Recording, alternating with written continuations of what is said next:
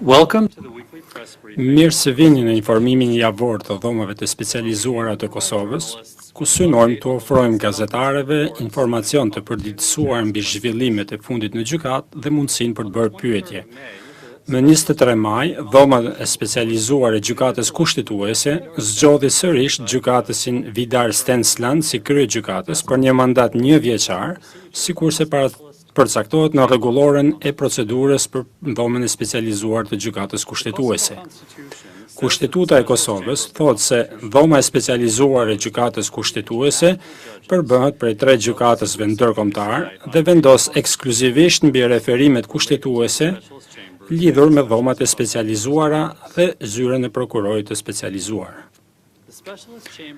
Dhoma e specializuar e gjykatës kushtetuese vepron si mekanizëm në Hag, vepron si mekanizëm mbrojtësi të drejtave të njerëzit. Personat e akuzuar dhe viktimat mund të paraqesin kërkesa referuese këtij paneli të pavarur gjykatësish në lidhje me pretendime për shkelje të drejtave dhe lirive të tyre të garantuara nga kushtetuta, pasi të kenë shfrytzuar të gjithë mekanizmat e tjerë të mundshëm të apelit. Dhoma e specializuar ka lëshuar disa vendime publike mbi kërkesa referuese të personave të akuzuar, të cilat mund të gjeni në faqen e internetit të DSK-s, së bashku me arsyetimin e gjykatësve për secilin rast. Dhoma e specializuar e gjykatës kushtetuese ka rishikuar gjithashtu rregulloren e procedurës dhe të provave të DS-s që zbatojnë trupat gjykues, për të siguruar që rregullat përmbushin të gjitha standardet e të drejtave të njerëzit që garanton Kushtetuta e Kosovës. Në çështjen gjyqësore, Hashim Thaçi, Kadri Veselit, Recep Selimi dhe Jakub Krasniqit, më 15 maj, trupi gjykues hodhi poshtë një kërkesë të mbrojtjes për të rishqyrtuar pranimin si provë të një deklarate dëshmitari vetëm me shkrim. Trupi gjykues konstatoi se mbrojtja nuk kishte vërtetuar që trupi gjykues bëri gabim të qartë në arsyetim kur e pranoi atë provë.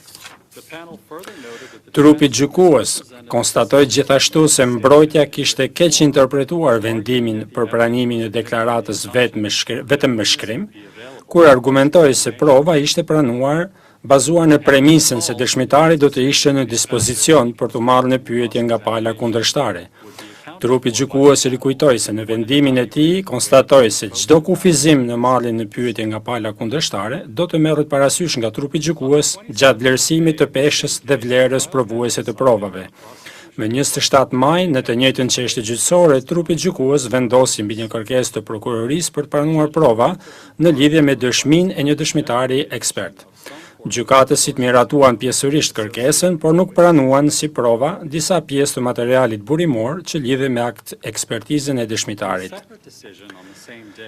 Po atë ditë, në një vendim tjetër, gjykatësit pranuan disa prova të propozuara nga prokuroria në lidhje me dëshminë e një dëshmitari tjetër ekspert, si dhe 2 dokumente që u kërkua të pranoheshin si prova nga mbrojtja e zotit Veseli dhe e zotit Krasniqi në lidhje me dëshminë e ekspertit.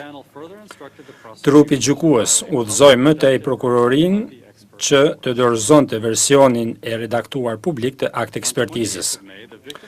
Më 28 maj, mbrojtësi i viktimave në këtë çështje gjyqësore bëri të ditur se do të jetë gati të paraqesë prova në gjykim gjatë javëve që fillojnë më 7 dhe 14 korrik, në varësi të rezultatit të ndonjë vendimi të trupit gjykues mbi mocionet e mbrojtjes për hedhjen poshtë të akuzave.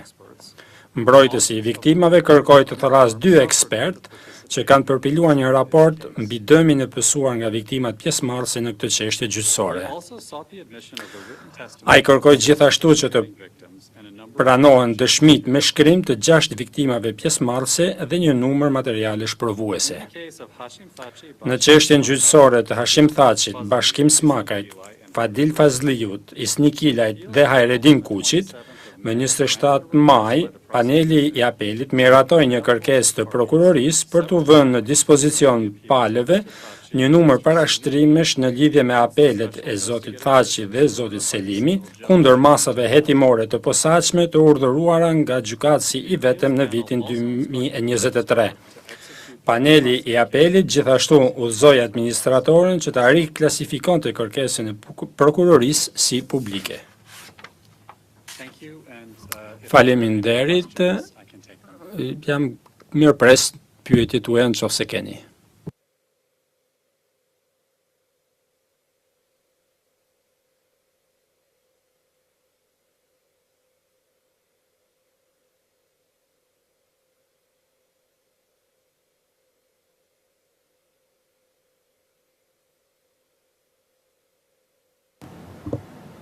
Okay, if there are no questions, then this concludes the briefing. Thank you.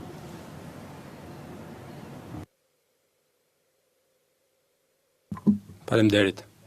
Meqense s'ka pyetje, me këtë e mbyllim informimin javor.